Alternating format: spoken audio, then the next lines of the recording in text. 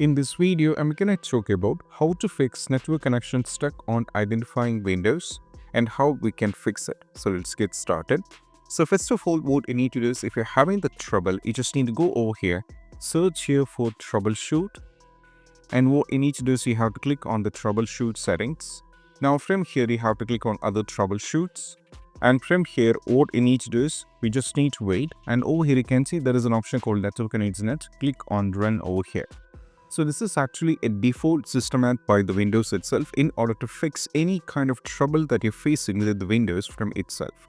Over here, as you can see, we have various kind of things synchronized this time on a PC with actual time. Maybe it might fix. So it is giving you some kind of a suggestion on how we can fix it. Or you can try with a new website, or you can restart the PC, or you can try for new help. So you can try this particular step one by one. This is actually not going to fix, but even though you can give it a try. Okay, so after trying with it, still if you're having the trouble, then what you need to do is we just need to go over here in the search, type here for the settings and click on the settings. Now from here, you just need to go over here to the network and internet. Over here, go to the network and internet over here, and you just need to click on the network and internet. And once you get into the network and internet over here, as you can see, there are many options. You have to click on advanced network settings. When you click on advanced network settings,